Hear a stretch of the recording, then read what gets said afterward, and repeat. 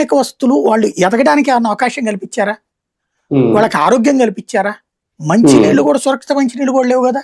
ఆ కొండల్లో, అవును. కోనల్లో, అడవుల్లో, ఉమ్, చేమల్లో ఉమ్, దొరికి నీళ్లు తాగడం అంతే కదా అవును. వాళ్ళ బ్రతుకులు. అవును. ఎందుకు పట్టించుకోలేదు ఏ ప్రభుత్వాలు? ఒళ్ళు ఉమ్, కొవ్వెక్కి చేయలే, అవును. ఒళ్ళు బలిసి కొట్టుకున్నాయి ప్రభుత్వాలు. ఉమ్, ఉమ్, అలాంటిది నక్సలైట్లు వచ్చాక మార్పు వచ్చింది.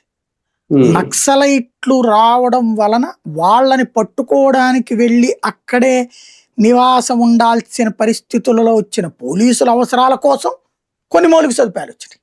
ఉమ్, వీళ్ళ ప్రాణాలు కోల్పోతున్నారు కాబట్టి వాళ్ళని కాపాడుకోవడం కోసం కొన్ని వైద్య సదుపాయాలు వచ్చినాయి.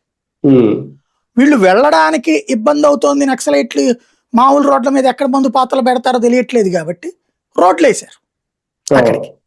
ఉమ్, అక్కడికి వెళ్ళాక సురక్షిత మంచినీళ్ళు ఇక్కడి నుంచి కింద నుంచి పైన మోసుకుపోతామని వీళ్ళ కోసం మంచినీళ్ళు పెట్టారు. అక్కడ ఉమ్, ఉమ్, ఉమ్, కరెంట్ ఇచ్చారు. అవును. ఇవన్నీ నక్సలైట్ల ఉనికిని పట్టుకోవడానికి రక్షణ వ్యవస్థలకు ఇచ్చిన సదుపాయాలతో ఆ ప్రాంతాలు డెవలప్ అయినాయి. ఉమ్, వీళ్ళతో చూసి అలవాటు పడినటువంటి అక్కడ పిల్లలు చదువుకోవడం ఉమ్, బిగించేశారు.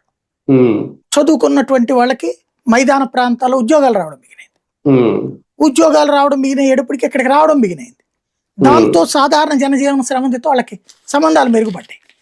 అదే, అవును. దాంతో ఇప్పుడు గిరిజన ప్రాంతాల్లో ఆయుధం పట్టుకుందాం మనం